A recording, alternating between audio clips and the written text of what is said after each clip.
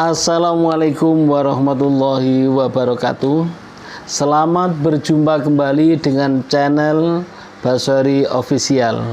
Kali ini saya akan menceritakan, membacakan kisah, yaitu Abu Nawas. Kalau cerita Abu Nawas ini biasanya adalah agak ada gurunya dan agak lucu sedikit gitu ya, meskipun yang saya bawakan ini entah lucu entah enggak ya, selamat menyaksikannya. Saya akan menceritakan bahwa pada suatu hari kisahnya sang raja itu bermimpi karena hidupnya Abu Nawas ini pada masa kerajaan yaitu Raja Harun ar-Rasyid. Raja itu malamnya bermimpi bahwa di rumah Abu Nawas ini, di bawah rumahnya itu ada emas yang sangat banyak. Nah, itu mimpinya raja. Nah, kemudian setelah dia terbangun, dia itu berpikir, para menteri dikumpulkan. Nah, setelah ngumpul, hai menteri semuanya, bahwa saya tadi malam bermimpi di rumah Abu Nawas itu ada emas yang sangat banyak sekali yang tidak ternilai harganya. Lucu apa enggak ini ya?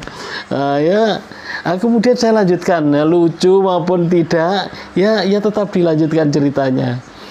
Kemudian raja ini memerintahkan oleh menterinya, rumah Abu Nawas itu dibongkar, digali tanahnya, dicari, digali, terus banyak orang yang menggali. Kebetulan waktu itu Abu Nawas tidak di rumah, yang di rumah adalah istrinya. Kemudian setelah digali semakin dalam, tetap disuruh oleh Baginda Raja terus digali terus sampai ketemu. Ternyata setelah pegawai kerajaan itu sudah capek saking dalam menggalinya, ternyata tidak dijumpai sedikit pun emas. Ya, tidak ada emas sedikit pun yang ketemu waktu menggali itu. Stop, di stop oleh raja. Udah, sekarang sudah. Udah, sekarang balik ke kerajaan semuanya. Ditinggalkan begitu saja, rumah Abu Nawas adalah hancur berantakan. Ditinggal, kemudian istrinya Abu Nawas, setelah Abu Nawas datang diceritakan, cerita kepada Abu Nawas. Abu Nawas menggeleng-gelengkan kepala, aduh,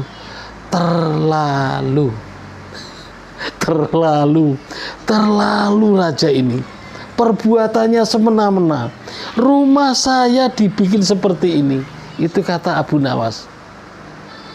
Kemudian dia lalu berpikir, tidak bisa dibiarkan begitu saja. Sakit rasanya hatiku, sakitnya di sini, sakit hatinya. Setelah itu satu malam suntuk, semalam dia termenung, nampak sedih Abu Nawas, memutar otaknya bagaimana supaya bisa membalas perbuatan raja yang semena-mena itu.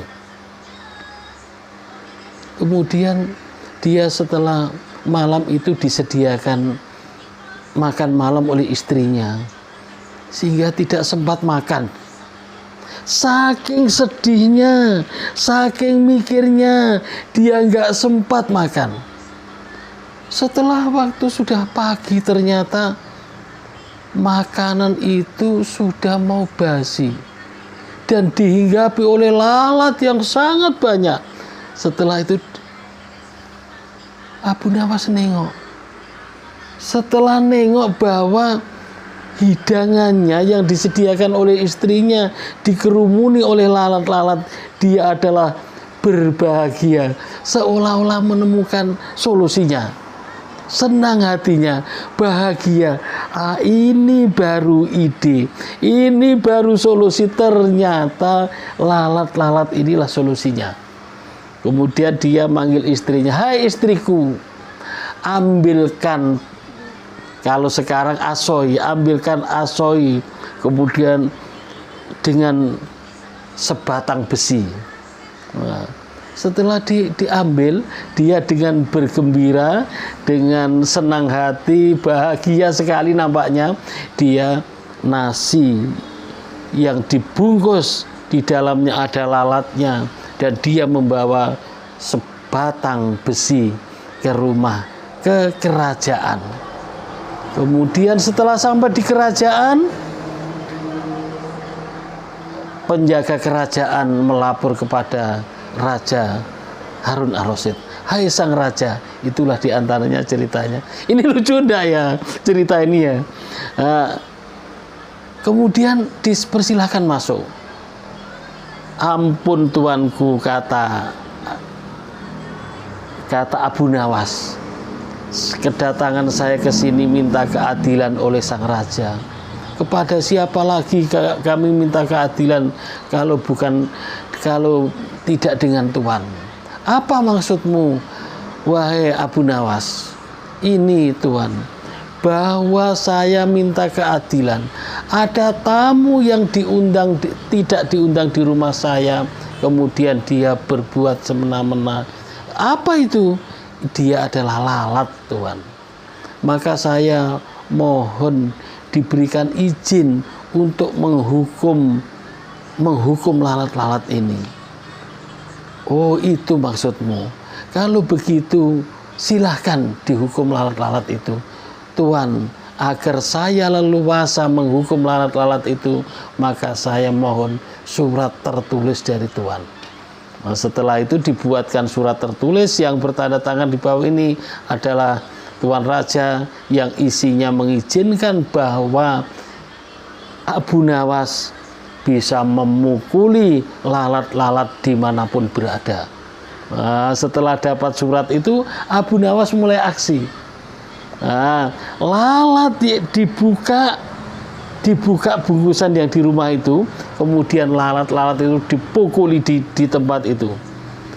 Waktu itu yang dipukul hanya yang mengerumuni nasi busuknya tadi, nasi basinya.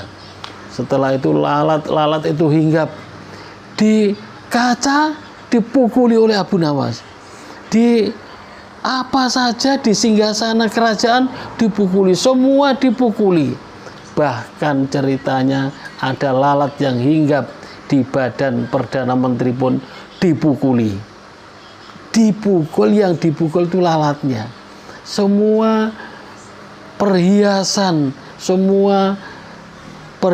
yang berharga di rumah, di kerajaan itu adalah semuanya hancur karena dihancurkan oleh Abu Nawas dengan berdalih dia memukul lalat-lalat yang berhinggap itu. Kemudian sang raja tidak bisa berbuat apa-apa.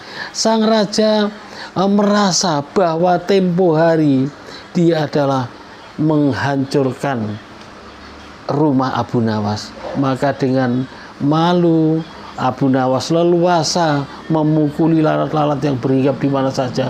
Setelah perabot istana dan menteri sudah dipukuli, semuanya sudah hancur. Kemudian Abu Nawas adalah mohon pamit, dan kerajaan Raja Harun Ar-Rasyid tidak bisa berbuat apa-apa karena dia merasa bahwa itu adalah kesalahan dari kerajaan itu sendiri. Demikian cerita kisah Abu Nawas yang pendek ini. Mudah-mudahan yang walaupun tidak lucu ya, ada hikmahnya, ada manfaatnya untuk kita semuanya. Terima kasih yang sudah menonton channel ini, dan mohon dukungannya, like, komen, dan subscribe. Mudah-mudahan yang sudah mendukung sehat walafiat, banyak rezekinya, panjang umurnya. Assalamualaikum warahmatullahi wabarakatuh. Thank you very much. See you next time.